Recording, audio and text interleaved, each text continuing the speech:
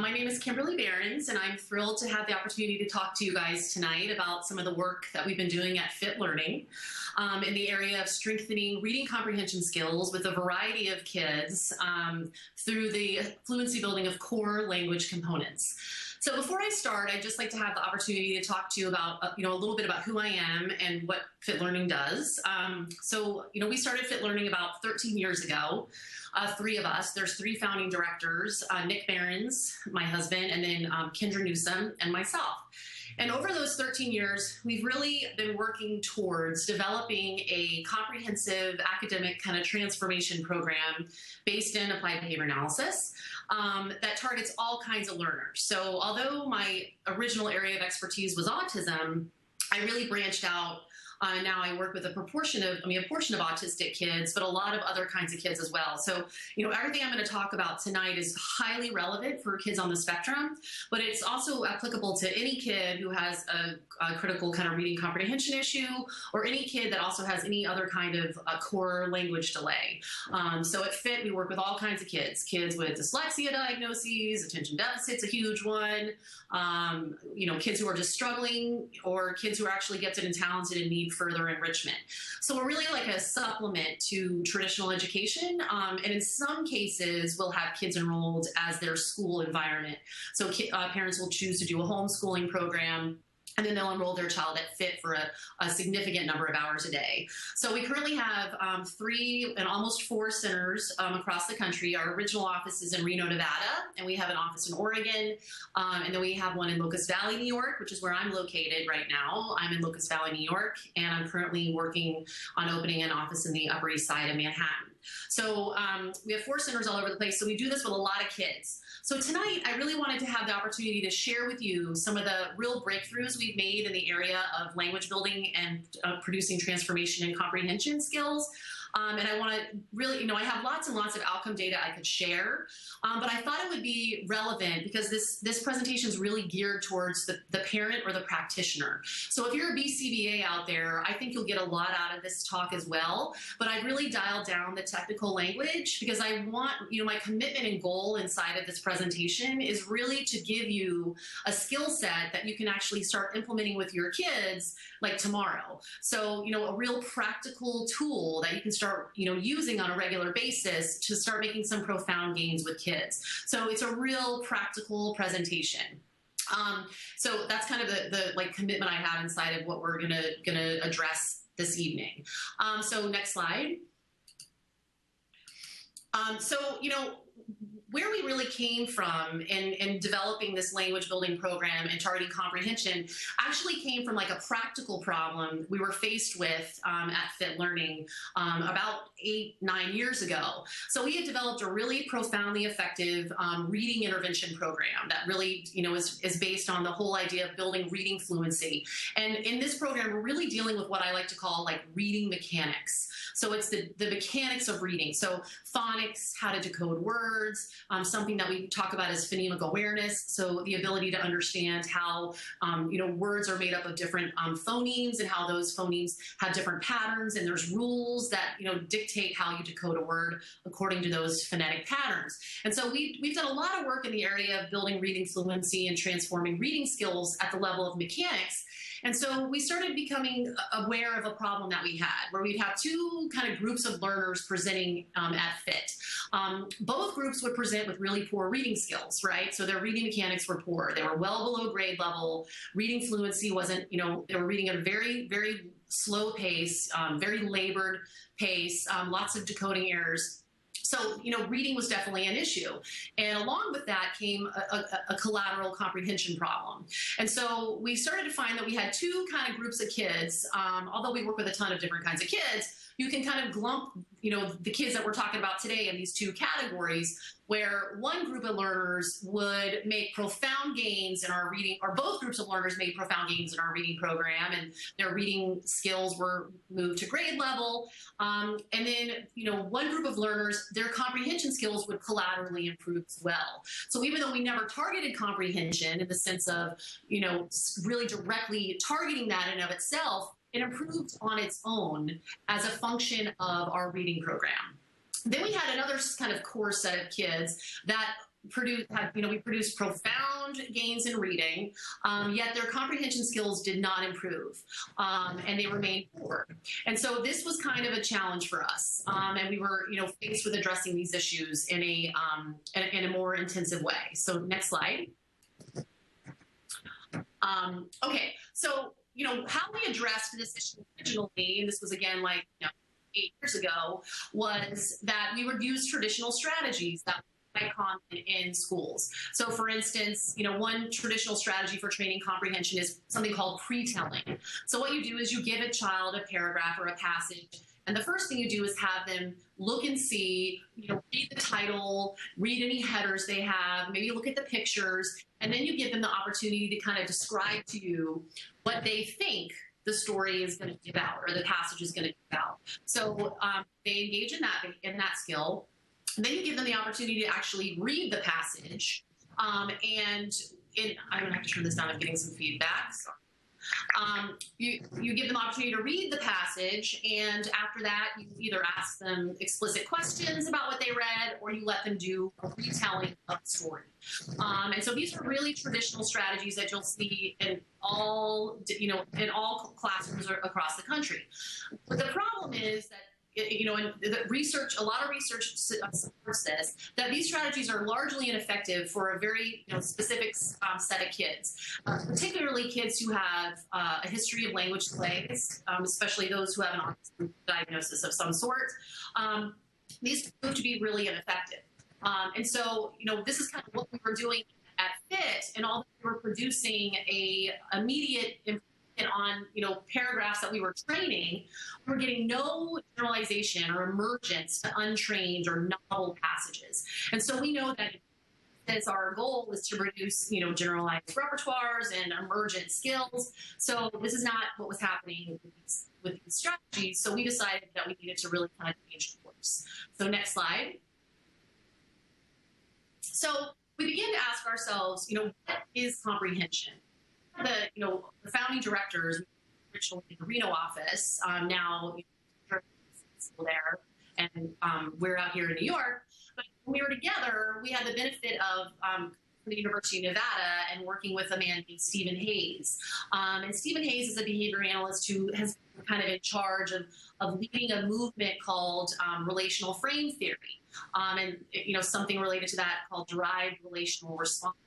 And it's really in the similar camp as equivalence.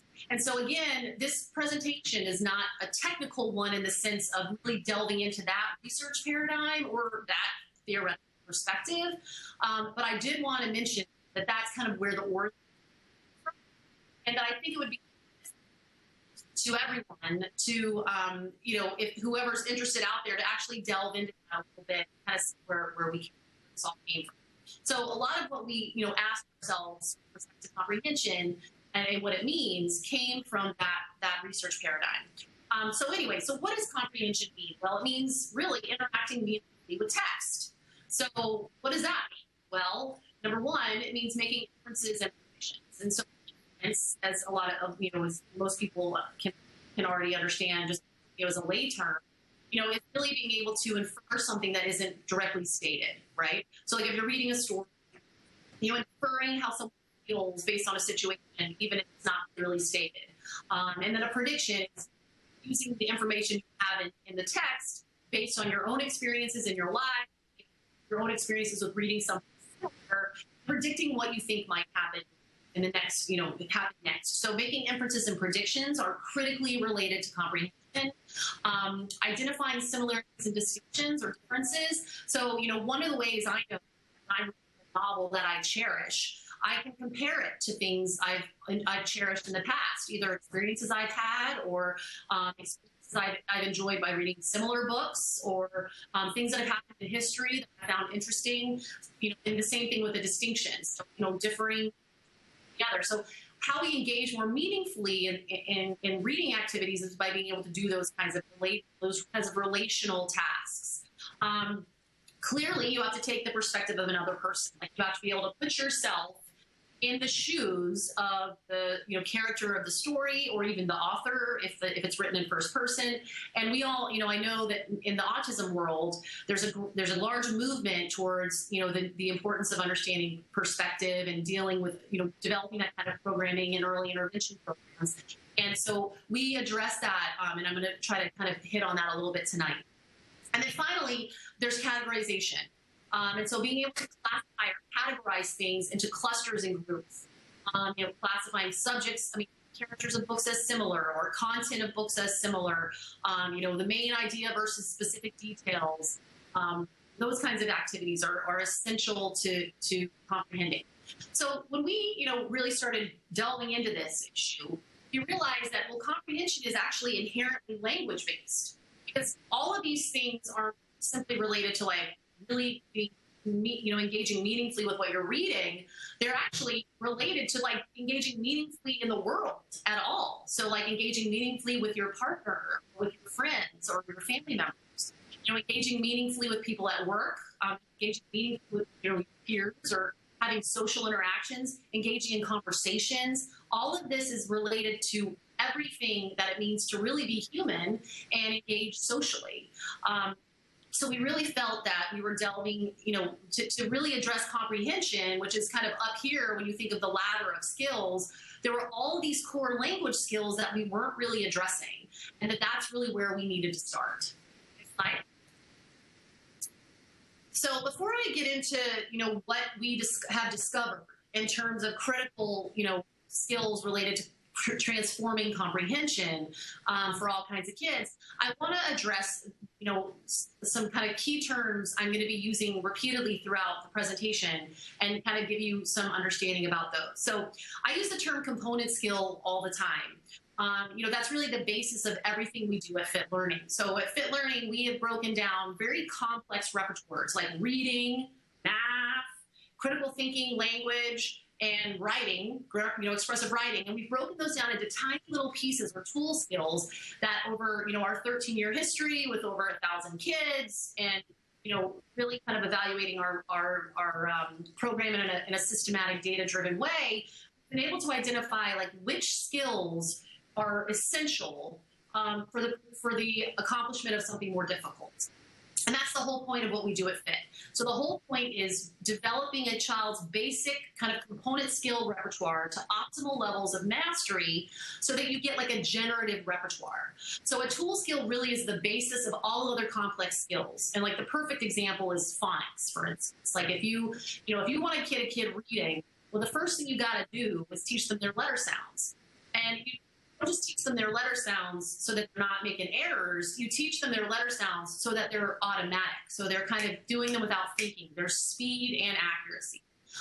And what we know is that's kind of what's required to produce a generative repertoire, which means the ability to do something that's never been trained really well, only as a function of training a piece of it, or a tool that's required for it.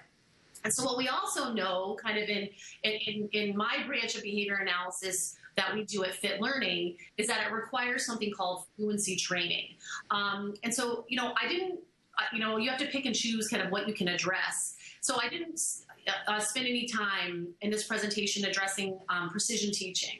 And I just kind of want to mention it here because, what we do at Fit Learning is based in something called precision teaching. And a lot of you out there watching have probably heard of precision teaching, or even do precision teaching, or are familiar with it in some way.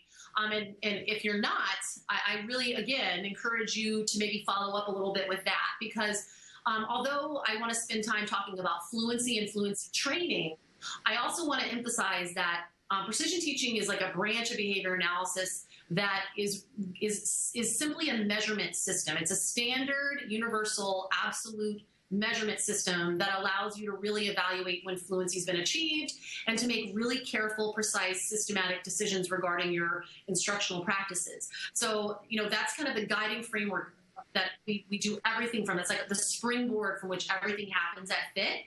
And so I really encourage everyone to kind of follow up with that, because in order to make really profound, transformative impacts on kids, we have to have a very sensitive, standard, absolute, precise measurement system, just, like our forefathers had in our basic science. So that's what we really adhere to. So kind of that's all I'm going to say on that.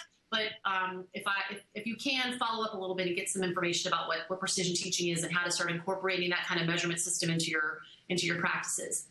Okay, so next slide.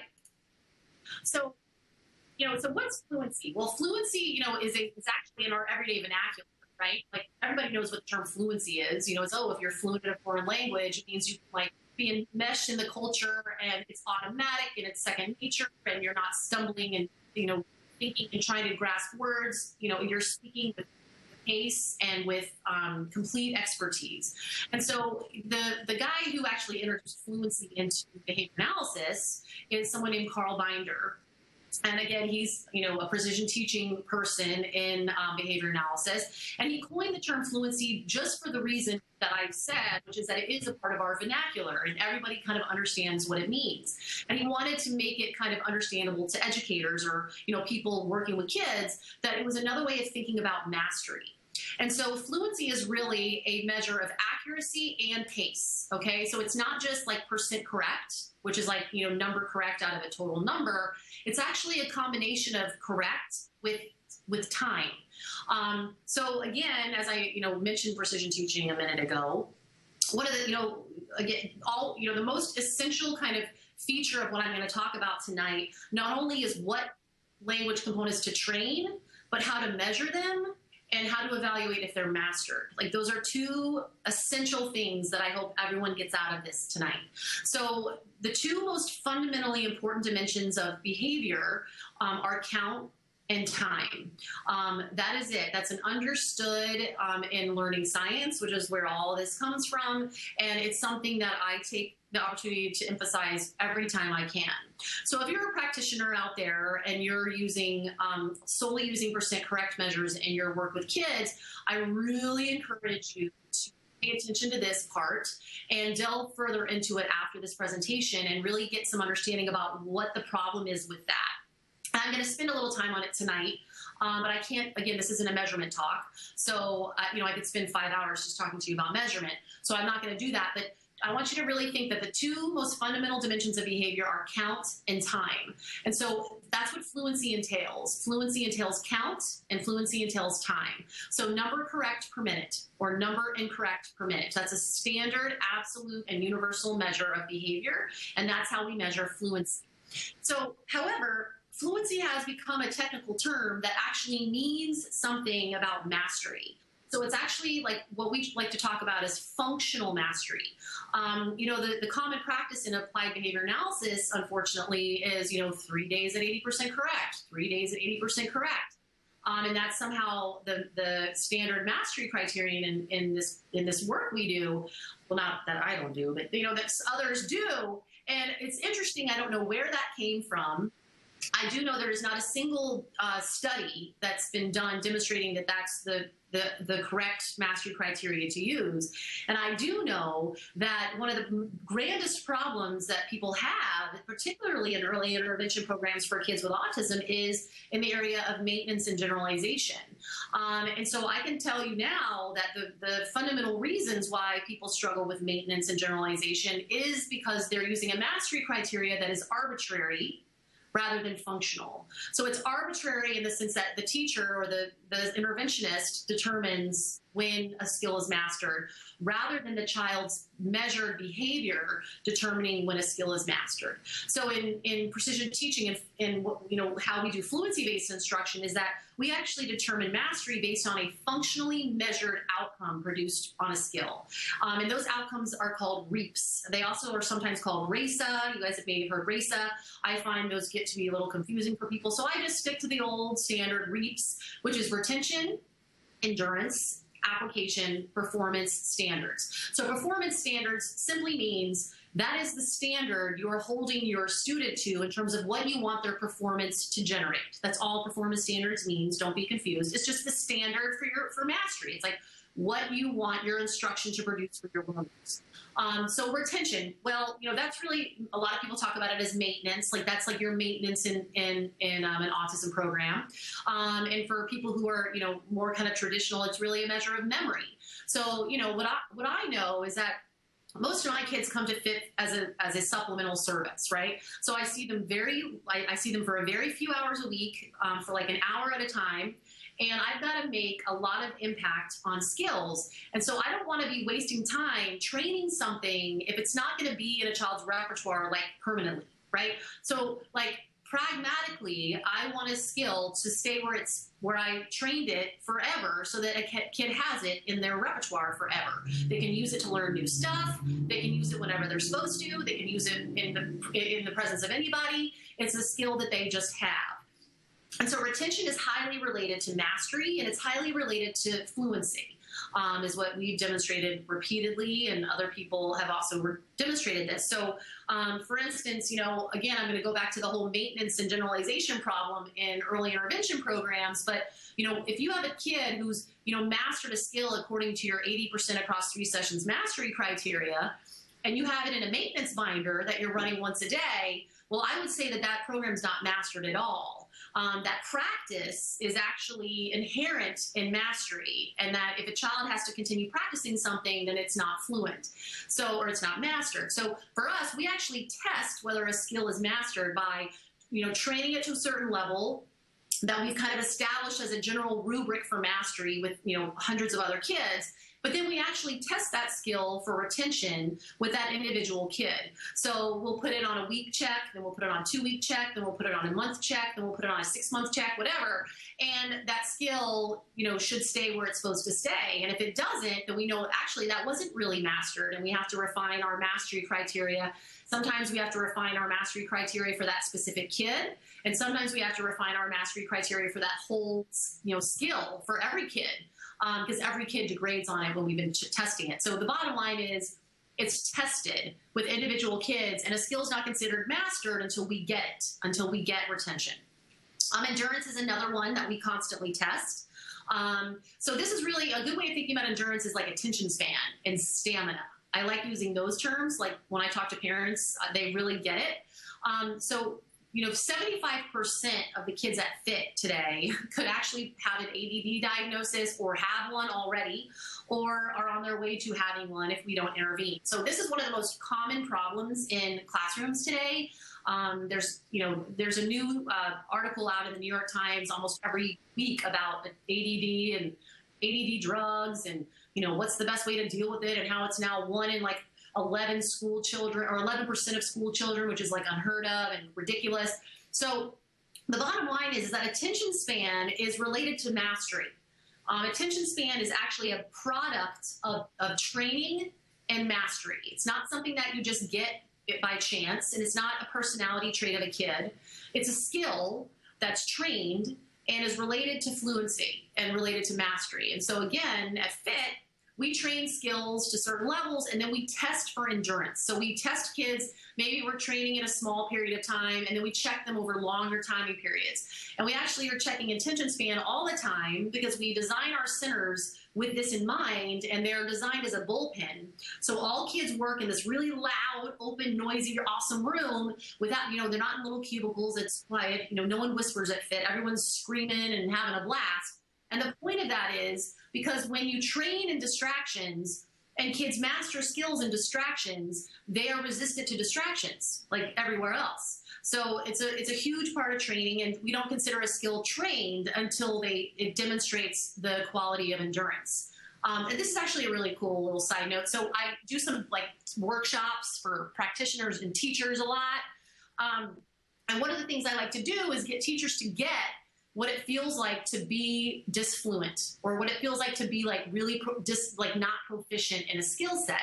So I'll do an exercise where I make them write by 2s forwards, for 15-second timing or 30-second timing.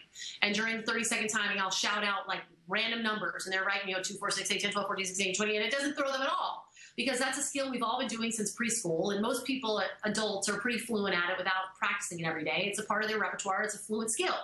So they don't even notice that I'm yelling random numbers out. Then I have them write backwards by sevens. And you would think I was like giving them a root canal or something. I mean, they're like throwing their pencils down, they're swearing, they're getting huffy, they're glaring at me. A lot of them just quit, engage in like a work refusal. And it's really kind of hilarious. But it's an awesome way to show the difference in attention span and resistance to distractions when you are masterful at a skill or fluent as compared when you're not, when a skill is more labored and less mastered. And then the last thing we test for to make to see if we've actually achieved mastery of the skill is something called application. And application is really generative. So it's our measure of whether or not what we're treating on the bottom, this overarching class of skill that we get with having a again, we test for this throughout training, and we don't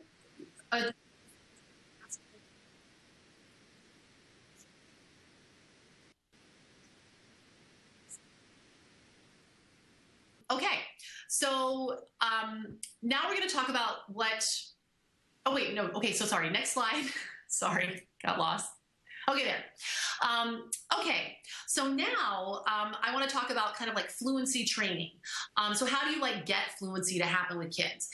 And again, I can't emphasize enough that fluency training in the absence of an absolute standard and universal system of measurement is dangerous, and I don't recommend it. So I really recommend like looking into a little bit of what precision teaching is and standard charting practices that come with precision teaching.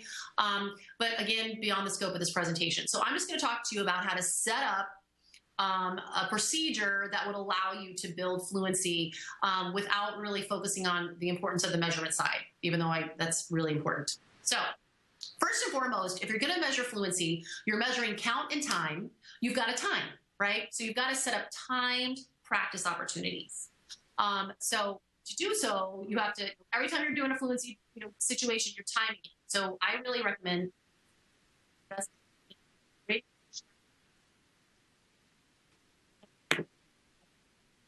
I thought I'd throw shield stock and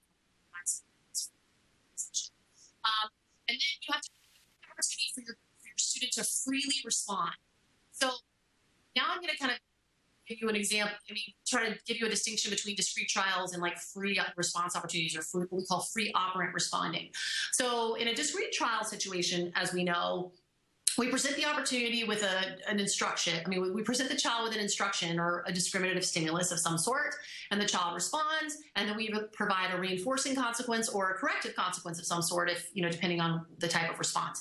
And so, although this kind of instruction is essential for getting behavior going with kids and establishing repertoires, there is a point of diminishing return in the sense that it often produces kids who are prompt dependent, and who don't freely, engage in language of any sort without being asked a question or being prompted. So, one of the main services we provide at FIT, we do not do early intervention for kids with autism. We are actually a transitional program for kids with autism, meaning they've gone through early intervention, they've made all these, great gains in some kind of ABA program, and they're transitioning to the classroom, but there's a grand gap between what they are required to be able to do in classrooms and what they, and the level they've achieved in early intervention. And although they've achieved these amazing things, it's still kind of not enough for them to be independent and successful kids in classrooms. So oftentimes they have to have aides, they're in resource, or sometimes they're even in self-contained classrooms. And so there has to be some kind of bridge between, discrete trials instruction and early intervention and a child responding in a more natural way in the environment. And so what we've found at FIT, and we're not the only ones who do this with kids with autism, there's many other people who do this kind of work with kids with autism, is that we free up the learner, and we only use discrete trials as error corrections, and everything else we do is timed practice opportunities with a child kind of freely engaging, freely responding. So they're not waiting for us to prompt them. They're not waiting for us to provide an instruction. We create a situation where the instructional environment occasions all of this responding during a timed practice period. And I have lots of video clips to show you guys tonight, so that will make more sense. Okay, so you want to have free opportunities to respond, and then you want to make sure you have something to count. Because again, two most important dimensions of behavior, if there's anything you take home with you tonight, I really hope that's it. Count and time. Count and time. So you're timing something, you're counting something. And so when we talk tonight about the core language components we're addressing, we're going to talk about how important it is to define what you're counting. So you want to make sure you have something defined that you're going to count. And then you have some kind of aim, some level of fluency that serves as like a rubric for you in terms of like where you're trying to guide a kid to, right? So like where you're trying to get them to. You're trying to build their rate. You're trying to build their count per minute to a certain level. However, that level serves as a simple guide. Again, you're always testing those outcomes I talked about with your kid. So you're testing retention, you're testing endurance, you're testing application with each individual kid, even though you kind of have an idea of where you're trying to get them to go based on, and I'm going to give you those aims tonight for the certain skills I'm talking about. But, we set aims in various ways. We set aims by, we've worked with, hundreds of kids on this program. And in general, they show reaps when they hit this level of fluency. If it's a brand new program we've never done, then all of my coaches throughout all the centers set those aims. They practice and get to an expert level, and then they set the aim. So they set kind of like the guiding level that they think, that we think a child should get to. And then we're consistently assessing reaps. To make sure that that's the case for every kid. Okay, so next slide. All right, so now I'm going to get into like the nitty gritty. So there are there's more than four, but tonight I want to talk about the big four component language skills that we have discovered through all of our work at FIT produces a profound transformation in the language skills related to interacting meaningfully, engaging in conversations, and engaging in comprehension skills. So those big four are naming, classifying, describing, and relating. And again, the basis for these four actually comes from relational frame theory, the notion of derived relational responding, and its corresponding research program. So those BCBAs out there, or those who are sophisticated in your level of training, I really encourage you to like delve into that and kind of see where we came from, because there is so much left to do in this area. It's unbelievable. The sky is the limit in terms of what we really need to discover and understand. And made a small dent, but there is a long way to go. So I really always encourage anyone out there to delve into this and start doing their own work in this area, so we can all kind of share in the knowledge and evolve as a science. Okay, so next slide.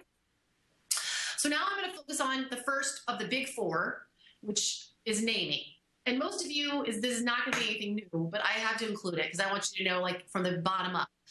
So naming is an essential component skill for everything else I'm going to talk about tonight. So kids have to be able to name things in their world, clearly. And this is part of all early intervention programs, so everybody knows this. But the difference is they not only have to name things correctly, they have to name things fast, correct and fast. So that's what I want to kind of emphasize. So first and foremost, every single program that I'm going to talk about today, we do with these, can you see? Language builder cards. Wait on, I'm not good at this. Wait, other way. Wait, there. No. Here we go. Okay, there. Oh, it's upside down. Okay, there. So I'm sure a million of you, everybody already probably knows what these are if you're working with kids on the spectrum, but whatever, I just thought I'd share. Because I don't know. You can order those online. Just type in language builder cards and they show right up. Order them, and it's worth like the $80, $90 I think they cost. I mean, they're kind of expensive, but we do everything with these. You can produce a transformation in a child, that silly little box. And with one of these soft counters, you can count your stuff, and your Radio Shack digital timer. That's all you need. So, okay, so those are your core materials that you're going to need for all the stuff we're talking about tonight. Okay, and I'm saying tonight because it's just kind of dark here. I don't know what time it is where you guys are, but okay. So I'm also going to talk to you about the fluency aims that we've discovered produce reaps. Okay, so produce those functional outcomes that you want mastery to produce. We have found that for naming, kids need to be able to name about 65 cards a minute in order to be what we consider to be fluent. So in order to like remember that and always have that in their repertoire, and they're not humming and hawing and trying to word. They're just naming it. And, you know, we do this with all kinds of stuff. So you do colors, you do shapes, you do objects. Duh, everybody knows how to do this. But I think that the format might be different. So, you know, if you can imagine, if you're training colors, you know, what color? Red, good. What color? Pink, good. That's very different than giving a kid a stack of colors, setting a timer, and they're naming as many colors as they can. Forcing a lot more practice, and the color is occasioning a child's naming, not a person to respond. And that's something I really think is important for us to get away from in early intervention programs, is that the teacher controls everything rather than the world controlling everything. Okay, so next slide, and the next slide is going to actually be a video clip of a child at FIT doing naming based way.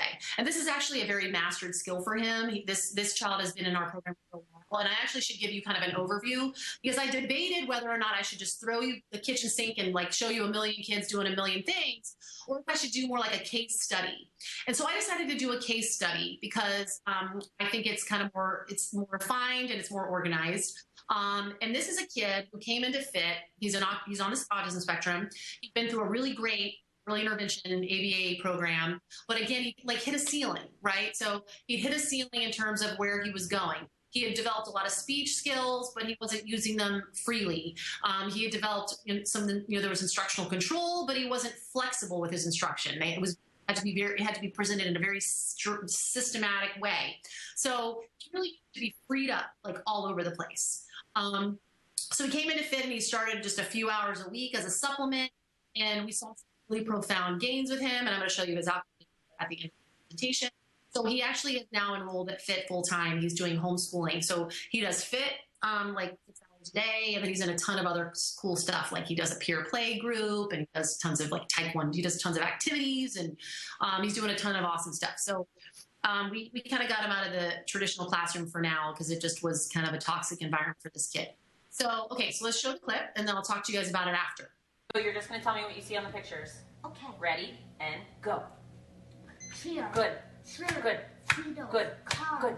Feeding suit. Good. Tricycle. Go. Toilet. Good. Airplane. Good. Apple. Nice. Spoon. Good. Lettuce. Good. Sandwich. Go. Video. Good. Crackers. Peas. Stairs. You're amazing. Cupcake. Ketchup. Wagon. Candy. Stove. What? Are you kidding? That was so good. Double high fives. Give yourself crazy clicks. Awesome job, buddy. Okay, great. So, and again, a lot of you probably already do this. This isn't rocket science at this point. I mean, you know, a lot of you know that naming is essential to train with kids who are on the spectrum, and that not only do you have to get kids naming accurately, but we have to get some fluency or speed going with this stuff. So, but, you know, I don't know who knows what, so I thought I would just show it.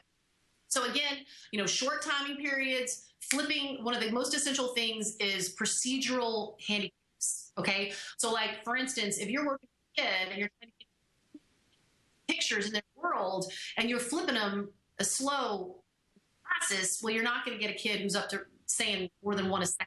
You've got to flip faster than that kid can talk. So, you know, it's so hilarious when we're training our coaches, we're getting them, they do fluency drills on flipping cards, so that they don't suppress responding. Some kids are faster flippers than coaches. Those kids, we get them flipping their own cards. Whatever you do, just don't suppress the speed your child can respond by being slow. You got to get this out and try to get them to go as fast as you can. One other thing I didn't mention, all these games are set to per minute, because that's, again, our standard universal measure. Do a shorter timing period, that's okay, but you always want to consider things. So you're going to have to do a little math, right? So like, for instance, responding for a minute is a really long time. So oftentimes we start with kids in really what we call short sprints or snapshots. What's really synonymous with shaping.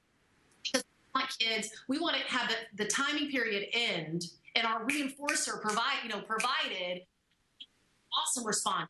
Not when they were really awesome in the beginning of a timing, and then by the time 30 seconds or 45 seconds or a minute elapsed, plan it. We definitely don't want to follow that. So you want to select a timing period that's short enough so that they end strong.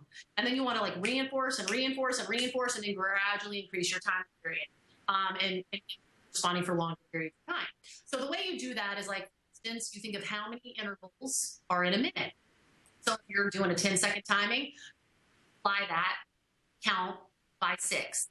Child gets cards in 10 seconds, then they would have gotten 60 per minute, and so on and so forth. So 15 seconds, there's 4 a minute, 30 seconds, there's 2. So those are kind of the standard, snapshots that we use. And then we just do a little multiplication there, and you get a standard unit of count per minute, which is really what you should always base everything on, is something standard of that sort. And all of our aims are based on that. So you should do a little calculation. It'll help you know, if they're on the mark, even if you're not doing a whole minute. And I don't recommend doing a minute at first. That's something you have to build up to. Okay, so that just kind of shows you how much faster a kid and how much more practice a kid can get when you're not saying, what is it, what color, what shape, what's that, that's all well and good when you're trying to get that going. But there comes a point where you got to get that kid just saying stuff when they see it in their face, not when someone's asking them or providing them instruction. Okay, so next slide. Okay, so naming, pretty simple, pretty straightforward. Kids have to name stuff. That is a skill on the bottom of the language ladder. So now the classification. Again, likely something you're already doing. These are skills that are all over the ABLES and all these other programs. So, but this is how we do classification, and I thought I would just share it with you. Again, language builder cards, like I showed you that box. And again, the aim is the same. So you want to try to get kids around 65 per minute, but you're always testing. Can they do it over long practice periods? If I don't work on this stack of cards for 2 weeks, can they still do it? Are they doing it with cards I've never practiced? You want to always be checking that. So we have 2 levels of classification. So things they say. And certain basic ones, like everybody else does, animals, food, vehicles. We go to really advanced ones. So like things I find in my house, things that grow, things that move, things that require fuel, things that are hot. It is an infinite number of advanced categories. And we do a lot of advanced classification because that's getting more into the nitty gritty stuff that I'm really excited to. And hurry up because I'm all right, so the next video clip showing you exactly how we do classification with kids. So you can show that clip.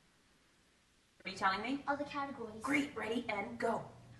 Clothing. Good, Sean. Food. Good. Toy. Good. Shape. Good. Food. Good. Food. Good. Vehicle. Awesome. Animal. Strong. Food. Good. Food. Good. Animal. Good. Clothing. Come on, buddy. Toy. Food. Vehicle. Animal. Food. Yeah! Okay, great. So same thing, she's timing them, she's flipping as fast as she can, he's naming as many classifications as he can, so rather than saying the item on the card, he's grouping it into a category. Okay, so those are the 2 kind of bottom levels of the ladder that kids have to have, and the whole point of those things is to get them into this. These next 2 things are essential, so describing and relating. So I definitely want to hurry so I can get through all this stuff. So again, you want to use your language builder cards. Now for describing, the aim is a little lower. So the aim is 35 per minute on describing, because instead of counting like everything they say, you're going to count an idea. Okay, and you're going to see this on video clips, so you'll know what I'm talking about. So we count correct ideas. And so on this program, instead of like saying one thing for a bunch of cards, you're saying a bunch of stuff for 1 card. Okay, so we deal with describing in 3 ways. We train concrete features, expanded features, and functions. And I'm going to deal with all these things, but first I want to kind of get to this training procedure. So next slide.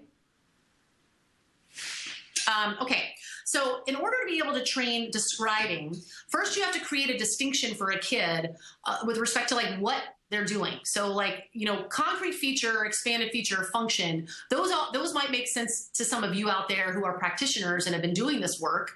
It also might make sense to people who know relational frame theory, because those are big buzzwords in relational frame theory, but they're not buzzwords in everyday vernacular. So, and they're definitely not buzzwords for kids. They don't understand what the heck you're talking about. So we do concept instruction on all of these things, which means we train them to understand or have a distinction about what a concrete feature is versus an expanded feature versus a function.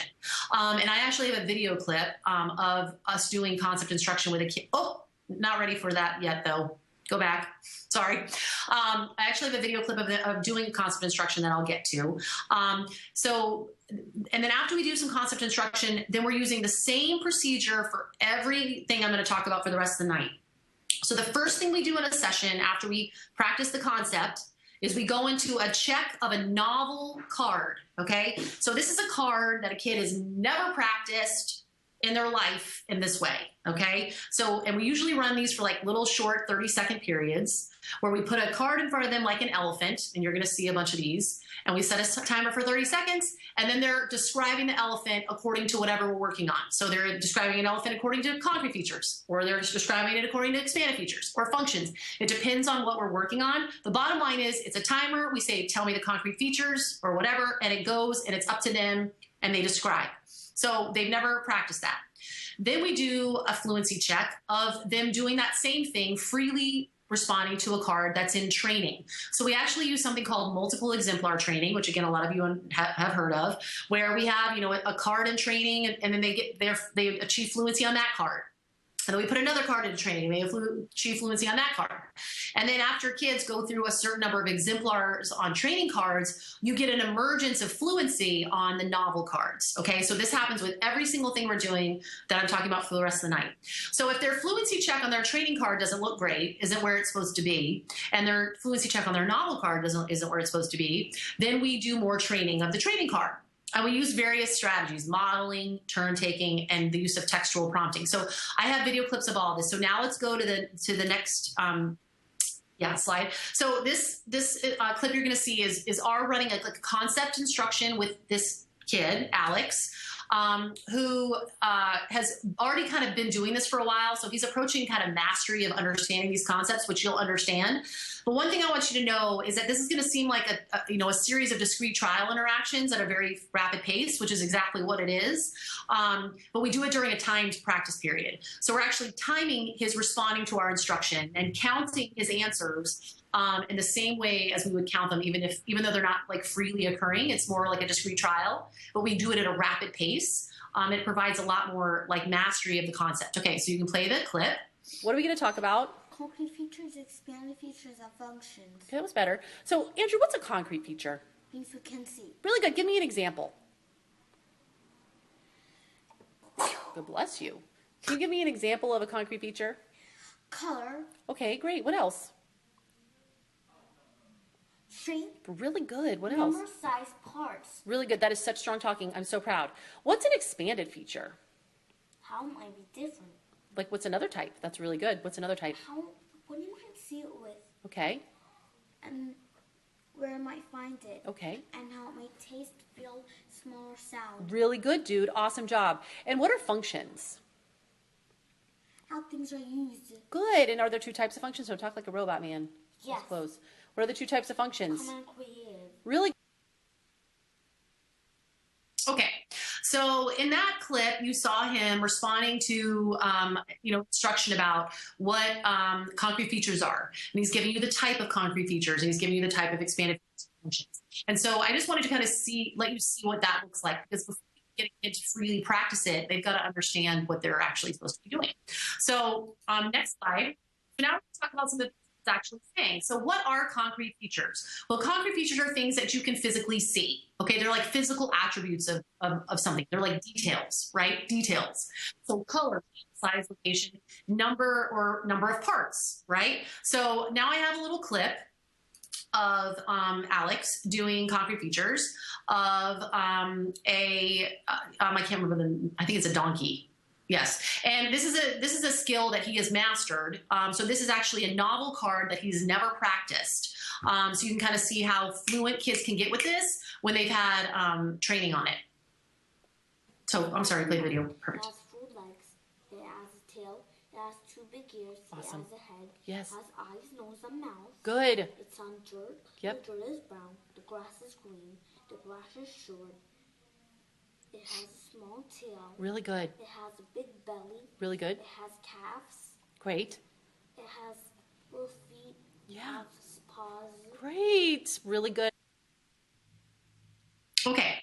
So you can hear him in that video clip, really fluently describing the picture of the donkey. So rather than waiting for us to ask him, what color is it? How many legs does it have? How many ears does it have? How many eyes does it have? what all the, where is it? Those kinds of questions. The picture itself sets the occasion for infinite amounts of responding until the clip is over. Until the timing's over. So we count everything he's saying in that period of time. And so the training procedure for that is the same procedure we use to train expanded features and functions. And so I actually have a clip of the expanded features training. So I'm not going to talk to you about how we trained concrete features right now, because we use the same training for expanded features, and I have that clip. So let's look at the next slide. Okay, so after we get kids able to describe, according to concrete features, everything they see on a card, we move to expanded features. So expanded features are things that you actually cannot see, and this is where you get a real burst in language, because what you're really doing is training inferencing with concrete things. We assume once kids start reading that they're going to be able to inference or engage in inferencing about text, but that's ridiculous. Like, if a child can't engage in an inference about a physical simple object present in their space, they're definitely not going to be able to do that in text. So expanded features are where you might find it, what you might find it with, how it might be different, or how it might feel or taste or smell or sound, and emotions that it might produce. So next slide, I actually have a video clip. The first part of the clip is Andrew, and I keep switching back and forth, sorry, doing expanded features training, where we're actually training him how to respond to, we're training him on a specific card. So with Andrew, we use modeling with textual prompts. We provide a model, he responds to it, and then we write it on the board, because he's always been very good at, using the use of textual prompting. So let's show that video clip. Of the taco, what are we training? Expand features of the taco. That was such strong talking. 1, 2, 3. Okay, so what are the different types of expanded features you know? How might be different when Good. I find it when my food and not when it tastes, feel, smell, sound. Good, so now we're going to train those in all the different types, okay? So where might you find it? At the store. Good. What could you find at the store? At Pathmark. Okay, so you could find the ingredients at the store. Or Stop and Shop. So what could you find at the store? Ingredients. Good. Where could you find them? At the store. At the supermarket. Be crunchy. Good. Crunchy or hot. Crunchy or hot. Awesome. So now can you read all of these really strong for me, please? Find ways at supermarket. Good. We talk about. So good. Restaurant. See someone eating it for lunch or dinner. It could be with rice beans. Good. It could be with Say it strong. Fajitas. fajitas. Good. Be burrito or taco salad. Be soft taco. Good. Or a Okay, ready? And go. Find the greens at supermarket. Good. Keep going. Be at Taco Bell. Good. Or Dos Tacos. Good. Or Mexican restaurant. Good. It be fajitas. Good. It be a burrito. Good. It got sour cream. It be taco salad. Good. It be soft taco. Good. Keep It going. be enchiladas. Enchiladas. Good. Good. It be quesadilla. They could be chocolate chip cookies. It be chocolate chip cookies. Good. They could be cupcakes. It be cupcakes. Good. They could be cake. It could be cake. Great. They could be crumb cake. It be crumb cake. Good. You could buy them at the grocery store. Find the grocery store. Good. You could find them at the bakery. Find that bakery. Good. You could smell them cooking in the oven. Smell the cookie milk. Good. Be cupcakes. Good. Cake. Good. What else could they be? Crumb cake. Good. It could be on top of ice cream sundae. Good. It could be right out of the oven Mm-hmm. when it's hot. Good.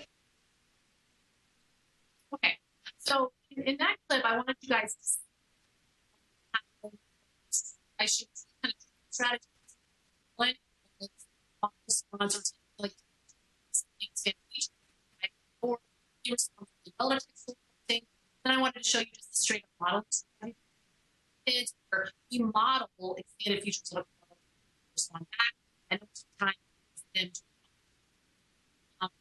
so those are all kind of examples of training. Now, next slide, we're going to show you his ability to do it not practice. Oh, It'd be saying, hee-haw. great. It could be running around. Okay, It could be horse. It could be in grass. good. It could be lying down. Great. It could have a baby in its belly. You It could. could have a big tail. It could be a cat. Good. It could be chasing someone. Okay. could be racing animals. Okay, It don't could talk be like a robot. At a barn. It could be at a barn. It could be sleeping with other animals. Great. It could be with a cow. Okay. It could be staying. Okay, so you see in that clip, he's never been trained in his life to provide the expanded features of a donkey. So what I want to demonstrate from that is that when you train enough exemplars of expanded features with this a small subset of cards, or even you don't have to use cards, you can use anything in a kid's environment. We just use cards because they make it procedurally easier. You get an emergence of this as as a generative repertoire that a child can use across the board. Okay, so next slide. So now we are going to talk about functions. So you get kids describing concrete features in terms of everything they can see about something. Then you're dealing with expanded features where they're engaging in inferencing. And then we have them do the same thing with functions.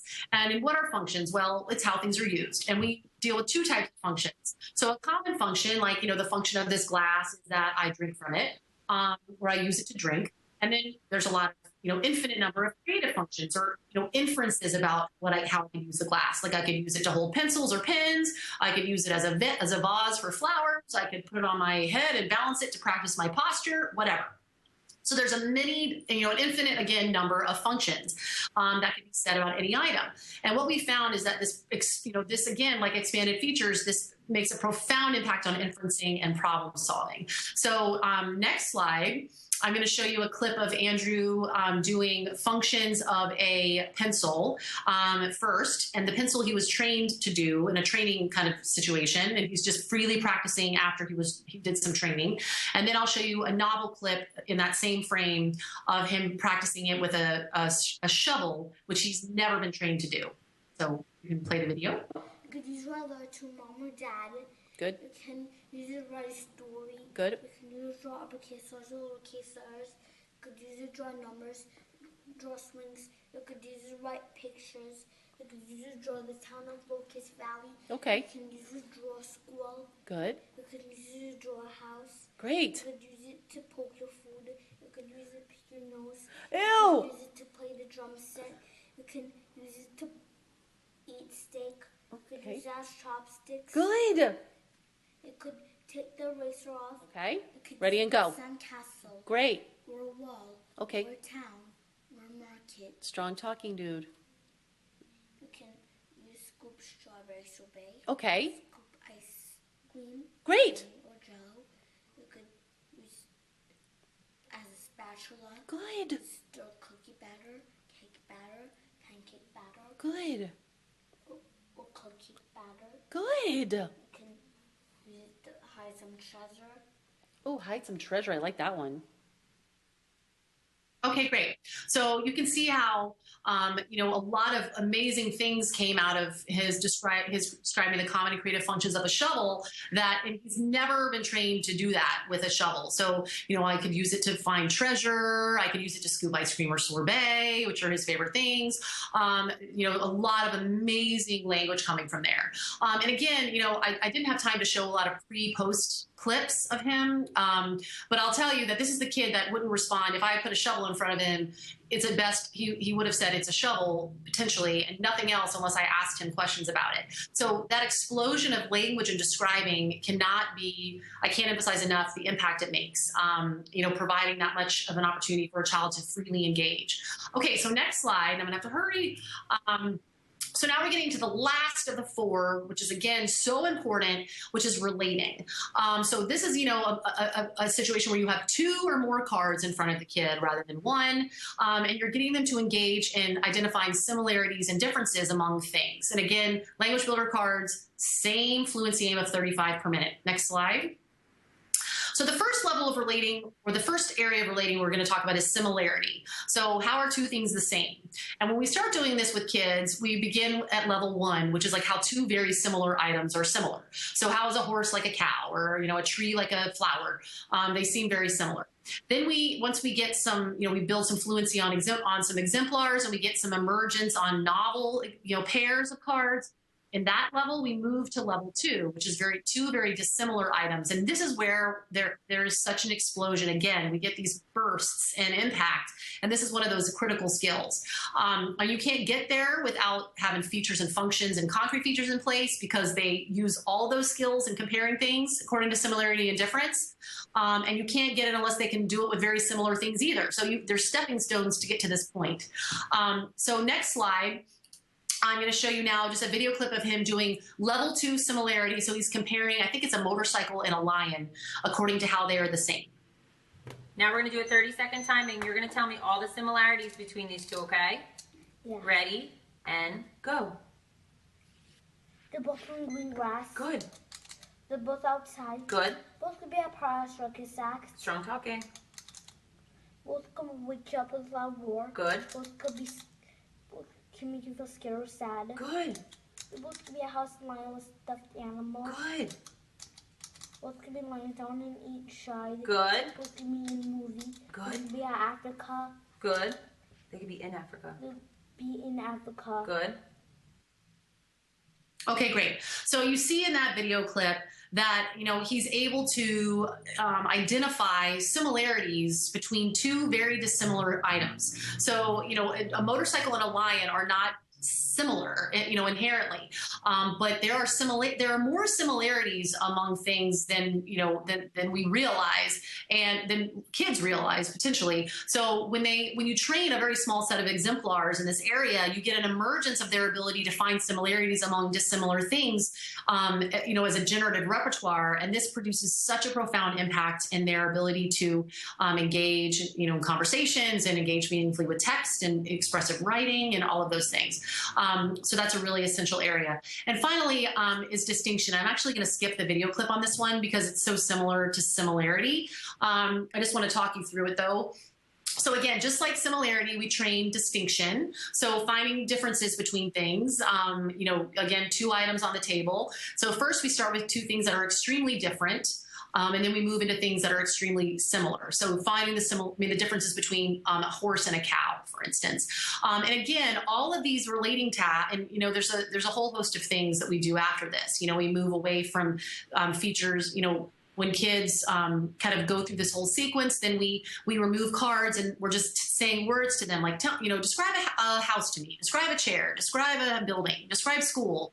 And then we move away from items and into activities and events, and so forth. So, there's ways to move it into the abstract, and then we're moving into more, textually printed words and lists. And, there's lots of ways to move into the abstract after they've achieved fluency on novel, multiple novel exemplars on all these categories.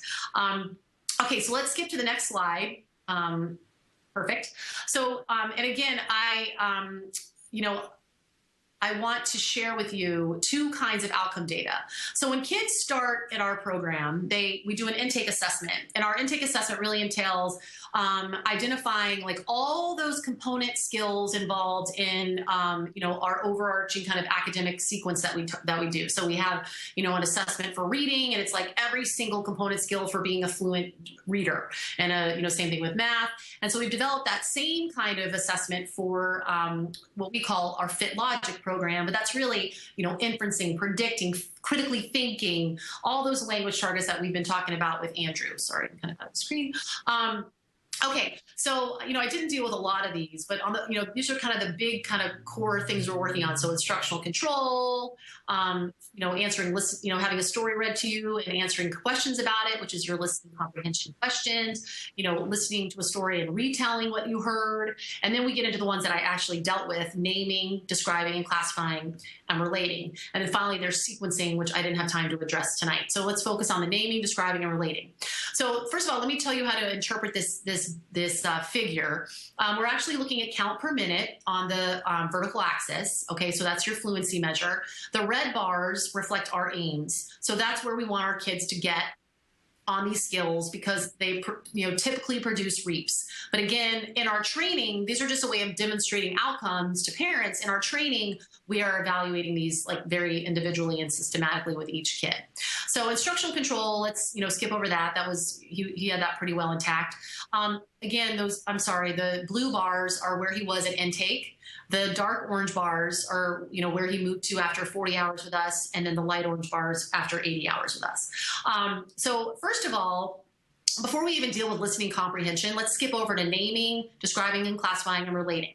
Those are the areas I just talked about. So that was, the initial section on naming. That's his ability to rapidly name things, and you saw him doing that. He came in we moved that pretty quickly, and we didn't spend a ton of time on that. Describing and relating, on the other hand, were not happening at all. That was so low. So you can see that in 80 hours, he's well above the fluency range on that.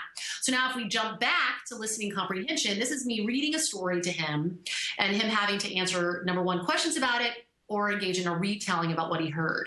So we never targeted this at all. Nothing we did was related to comprehension at any level. We never targeted retelling, and we never targeted answering comprehension questions.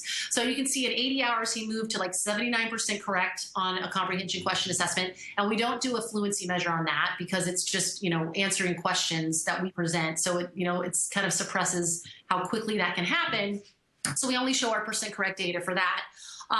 But retelling really, really matters because that's when we read him something and then we start a time where we say, okay, tell me everything you can remember about the story.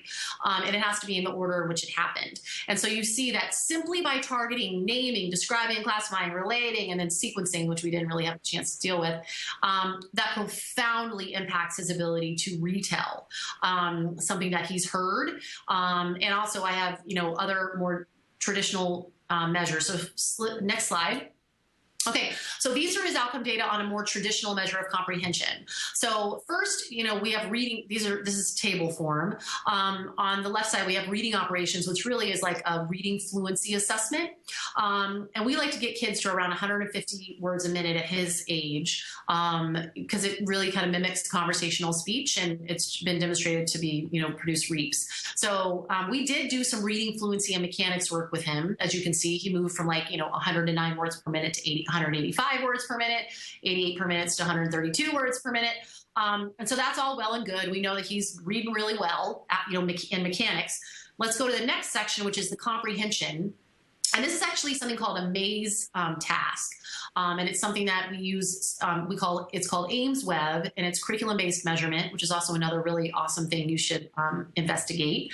It's a way of doing some, weekly ongoing broad scale progress monitoring with kids. And it's a database, you get a license, and then you have a different assessment for every week of the school year, and you can enter your data into a database, and it shows you, your kids' percentile rankings and lots of cool stuff. So we use that as well.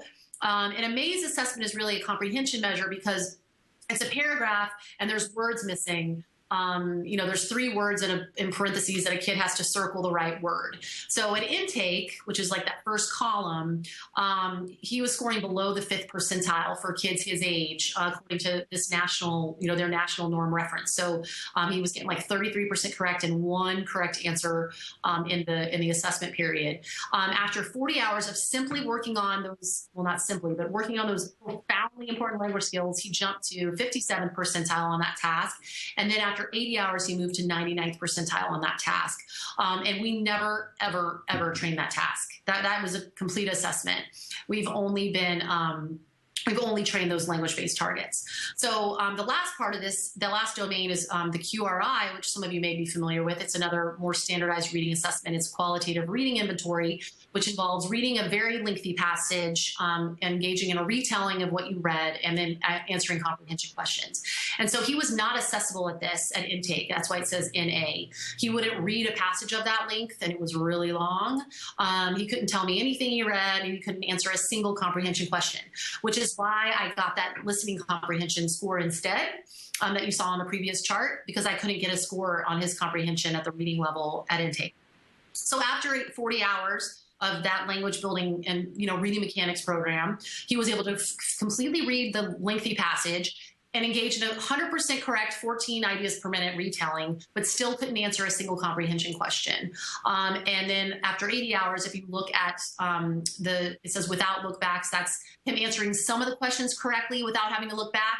And then when I just let him look back in the paragraph, he was able to find the answer himself independently 67% of the time, which again, that's not where we want him. And we had a lot more work we clearly had to do. But I'll be honest with you, these are the data that really served as the catalyst for his parents to pull him out of school and have him do this intensively because they saw the potential there for him. And he's been in our homeschool. These data are pretty old compared to where he is now. He's been in our homeschool program for a while, and it's pretty profound. So last slide. So I know, this is a ton of information and not enough and not detailed enough. So I'm happy to have, correspondences with people. So I thought I'd provide you my phone number and my email. And also that's our website if you want further information about our organization. And then I see that there's some questions that have come in on my internet. So if we have time, I'm just going to go forward and answer them or try to. Okay, so the first question is, if you drill a kid on the language builder cards to increase their speed, aren't they going to memorize the cards and it won't show that their word recall has actually gotten faster and better? Okay, so I'm not quite sure what you mean, because we actually want kids to memorize the names of things in their world. So that's a good thing. Like if a child is naming, picture cards more quickly, then they have, memorized that skill and it's more readily available for them to use for doing other things. So I'm not quite sure if I've answered that. Now, if you're talking about memorizing words that that we've modeled for them for describing, well, we actually have really strong data on that suggests that when you model, a way to describe a picture according to concrete features with enough exemplars, you get an emergence of novel responding to novel cards. So it actually trains like a flexible repertoire, and you actually get emergence of like flexible, novel quality of responses. So I'm not sure if I've answered that question, but okay. When you do classification drilling, do you pre-agree on what the categories are given, that there are an infinite number of categories out there? The boy said food, but it could have been breakfast food, for example. Exactly. So that's a good question. So we start training really simple, like I said, basic categories first.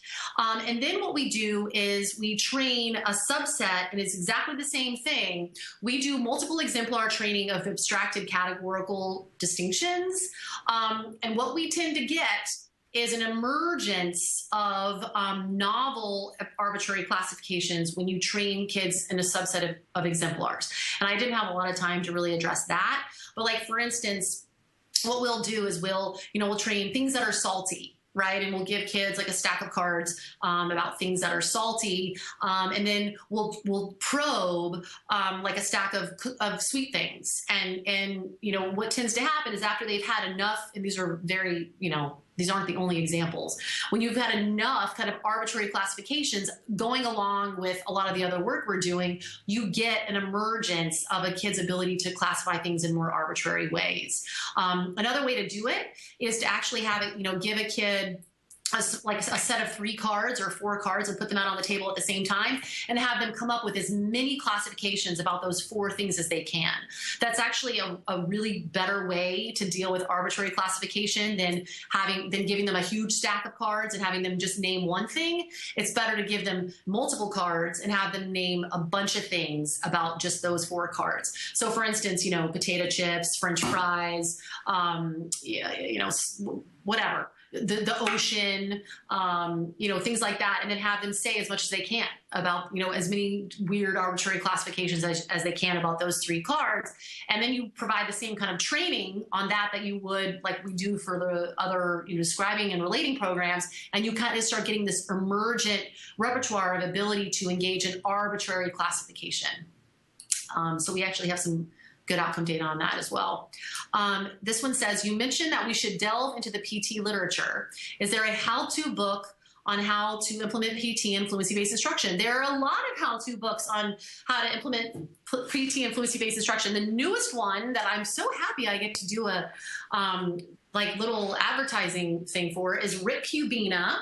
out of Penn State, and he does this a lot with kids on the spectrum, has just published a book on precision teaching, you know, in a real applied manner, you know, in a real applied form. So that's a great book. There's many others, and I'm actually happy to get, you know, if you guys send me an email, I'm happy to give you guys like an extensive kind of reference list on if you really want to delve into this stuff. I've got a reference list I can just send off to you. But that's a great place to start. Is Rick? Right here in my list. It's Designs for Excellence in Education. The Legacy of B.F. Skinner. It's edited by Weston Hammerly, and that has an amazing chapter. It's also a chapter on direct instruction. So, but there's a ton. So this year, and I am thrilled to do that. Has there been any research on teaching language using these methods? Well, like I said, these methods come directly from an extensive research program in relational frame theory and derived relational responding. So absolutely, they have been researched. I also, there's Kendra Newsom, who's one of the founding directors. She did her dissertation on, you know, a subset of this, and I think her data are in review right now. She's, you know, in the process of getting those published, so those will soon be out. My husband, Nick Berens, has published some things in this area. And there's others. So there absolutely there's plenty of research suggesting that kind of these are kind of profound things to include in your research programs. But I will say, you know, I am not a researcher. I'm a practitioner. Like, I run clinics and, you know, have hundreds of kids coming out my ears. So I'm not, you know, a big publisher, and I'm not a controlled researcher. I mean, I've been involved in that stuff, but I'm a clinician. So, you know, our data are mainly, I keep going the wrong way, are mainly clinical outcome data. But, you know, when you obtain them or with enough kids, you know, and it's replicated over and over and over again, those are actually pretty telling findings as well. And so, you know, I always say we're going to eventually get our book published where we have all our data in one place. And that's, you know, a mission that we have. But there are absolutely research, you know, studies available on this stuff. So I recommend starting it in the area of relational frame theory and kind of going from there. And I don't see any other questions in my inbox right now. So again, I really thank you guys for listening, and I thank you know, this Skills for asking me to be a part of this. And feel free to contact me if you have any information or any questions or want more information. And I've really enjoyed sharing all this with you. So have a great night.